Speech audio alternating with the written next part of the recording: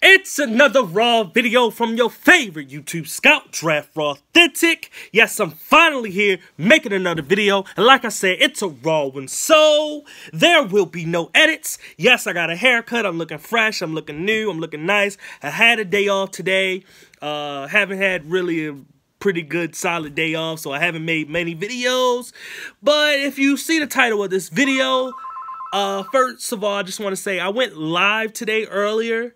So please check out that video where I did the AFC watch list for the preseason. And now I'm going to go to the NFC watch list for the preseason.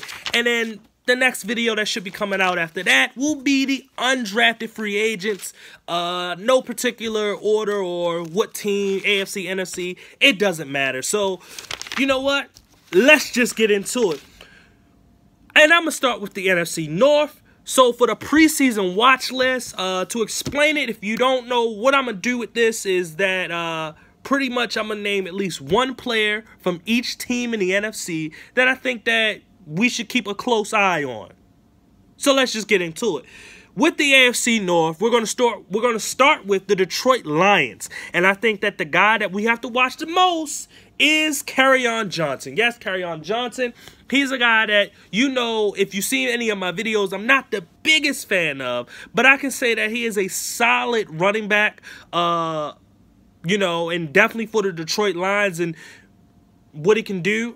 Maybe this is a guy that they can finally have that running game that they've been looking for a long, long time. They've always had the passing games with guys like Roy Williams and Calvin Johnson, and now you got Golden Tate and Marvin Jones, and they've always had, you know, they've always had something like that, but they haven't had that star running back since Barry Sanders. So he's a guy that we need to watch during the preseason to see if he can be the every down franchise running back that I think that's why they picked him for. So it is what it is. Now we're going to move to the Minnesota Vikings, and I think that the person to watch is Brian O'Neill. He is a guy that I think that it's just, he's in a situation where, you know, how do I explain this? He's not the strongest of offensive linemen. So he has problems with strength. He has problems with guys that tries to bull rush him. He sometimes has problems with technique because I don't believe he's been playing the position that long. But he is one of the more athletic offensive linemen in this draft, and I just think that he is the guy that, if you're a Vikings fan, this is the guy that you need to watch out for. You need to see if he can develop during the preseason to become a really good offensive lineman. If he does, I believe without injuries, the Vikings will be going back to the playoffs, and maybe you get your first Super Bowl like the Philadelphia Eagles. Who knows, but we'll see. Then we're going to the Chicago Bears, and I think that obviously y'all may know who is probably the person to watch for the Chicago Bears, and that is Anthony Miller, the wide receiver.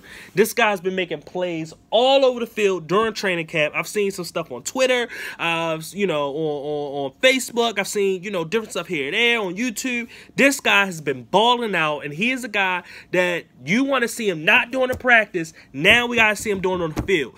The Hall of Fame game, I didn't get to watch that game, so I don't really, you know, I'm a Ravens fan, but I didn't really care. It was just a Hall of Fame game, whatever. Now the preseason is really starting, and I need to see more Anthony Miller. So it is what it is. And then last but not least, the Green Bay Packers. I think the biggest watch list person from their draft class is Equanimeous St. Brown, wide receiver from Notre Dame. This guy's been blowing it up during training camp. He's been the best receiver besides names like Randall Cobb or Devontae Adams or Jeff Jan, whatever. He's been the best receiver that they've had out there. He's been making play after play after play. Is a guy that, you know, I would have said, hey, Ravens, I would have chose him over somebody else. And actually looking at it now, looking in hindsight, because Equanimeous would have got, to me, if I was the Ravens, I would have chose him in the 4th round, surprisingly him being there. I don't want to talk about the Ravens though, I'm sorry, I got a little off track, but I'm just, that's perspective that I'm putting it in. This dude has been a beast during training camp, and we need to see him not do it on the practice field, but do it on the actual football field. And now moving over to the NFC West, the Arizona Cardinals, I have to go with Josh Rosen. I think that any team that picked up a quarterback in the first round, which there was 4 teams in the AFC. The Browns, Baker Mayfield was the only guy that I wasn't too, I want to watch him the most. I wanted to watch Nick Chubb, but just sticking with the NFC West, Josh Rosen is the guy we want to watch for. I'm not going to try to explain that. You know why we need to definitely watch what Josh Rosen does. Then we had the 49ers. And to me, the biggest watch list person is another receiver, Dante Pettis. Is another guy that's been killing it during training camp. So we need to see it on the football field. So show us. Next person after that, when we're talking about the Seattle Seahawks, I have to go with Rashad Penning. We need to know if this guy can really be a franchise running back. I think he can, but there's a lot of people that think he can't, and that he was the biggest reach in the draft. I thought it was someone else. People thought it was him. I just need to know that, to prove that I was right and whoever else was saying, whatever, they were wrong. So that is a watch list person, and I'll give another watch list person would definitely be Shaquem Griffin. Obviously, he'd probably be bigger than Rashad Penny, but with Rashad Penny, the reason why I have to put him up there is because of the I don't know how to explain the word, but just people have been kind of flip-floppy on him. Not really sure if he's going to be good or if he's going to be bad. So that's why I think, to me, he is the biggest watch list person. And then going to the Los Angeles Rams, I have to go with my cousin Micah Kiser.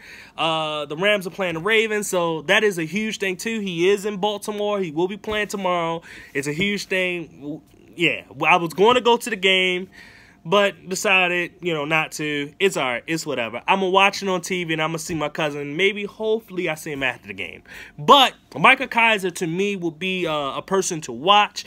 They traded Alec Ogletree. Mark Barron is a turned safety to a linebacker. So their linebacker core is probably the weakest position for the Rams. He needs to solidify that he is a starting middle linebacker for this team. And that's why I think that he is the biggest watch list person for the Los Angeles Rams. Then going to the NFC East, Saquon Barkley, obviously, I don't want to even go into that. He's the biggest watch list person. For the Eagles, I will say Dallas Goedert is a guy, that small school guy. We need to know, can he put it all together and do it on the football field from what he was doing in college. Then for the Redskins, I got to go with Darius Geis. Same thing as a running back. I could pick someone else from that team. And I would go with Garyon Christian. I need to know if is he actually a good offensive lineman, or is he just a guy is he just a backup swing tackle player? Or is he a starting offensive lineman in this league? And I need to know to see how he has developed since coming out of college from Louisville. Not Louisville. What do you went? Oh, it don't even matter.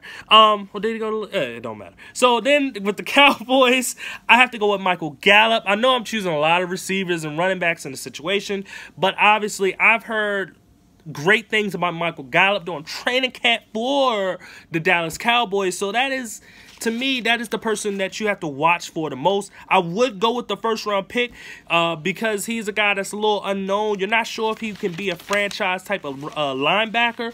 But I would say this. To me, Michael Gallup, because I heard him being so good, I just need to know, can he put it out there on the football field, or is he a scrub? I don't think he's a scrub, but we'll see. Then for the Atlanta Falcons, we have to go with Calvin Ridley. Simple, obvious. I mean, I know he can play, but looking at the rest of these names, I'm not too impressed by, besides Isaiah Oliver, so it is what it is. Looking at the New Orleans Saints, Marcus Davenport, you traded up to get him. You traded up to get him. You traded up to get him. That was a stupid move. That was a very, very, very, very, very stupid move. And actually, I'm kind of a little jealous. I was wishing they would have traded with the Ravens so we could have got another first-round pick for next year. But they did it with the Packers, and that was a dumb move. But it is what it is. Marcus Davenport, we'll see if he can be a really good pass rusher. I think he can be solid. Oh, I do think he can be solid, but small school guy, is he really that good? No. Anyway, for the Tampa Bay Buccaneers, I think that the person that we need to watch for the most will be Vita Vea. People have been flippy-floppy on him, not really sure when it comes to him. A lot. You got people that really, really love him, or people that not say hate him, but just not really too big on him. I think that they compare him to Haloti Ngata a lot, but I think that a lot of people are looking at the situation like he's a big guy that, yeah, he gets pressure sometimes, but at the same time, it's more of when he does that, it's on one-on-one situations. Now we got to see him, you know, is he a double team? Can he still work in the double teams? Can he stop the run? Is he more of a gap penetrator to stop the run? But can he actually go head-to-head and shed a block and stop the run? And I think that that's what people are probably looking for. And plus, he dominated in college. That doesn't mean he's going to dominate in the NFL, because these guys are just as big and just as strong. And then last but not least, for the NFC, we're going with the Carolina Panthers. And obviously, to me, it have to be DJ Moore. They need a big time receiver. They've needed one for a long time. Kelvin Benjamin was solid, but you know, I don't think he was really that guy. I know with DJ Moore, they want a 80 to 100 catch person that can get over 1,000 yards and at least double-digit touchdowns. And that wasn't really Kelvin Benjamin. He can get the yards and the touchdowns, but the volume of catches, no. The volume catches, he'll get like 64 catches for like 1,112 yards and like 11 touchdowns, and it's a great year, but you want the volume of catches, not just him being a big play guy. And that's what DJ Moore can give you, the small plays and the big plays. So it is what it is. Anyway, if you like this video, please hit that like button. If you haven't seen any of my videos and you like this, like I said, and you want to see more of Draft Raw Authentic, please subscribe. Please comment so we can debate about what I may have said about any of these NFC preseason watch list players. And then please share this video so other people can comment and debate, and we can build this big draft community. Once again, this is Draft Raw Authentic. I thank you for watching. Goodbye.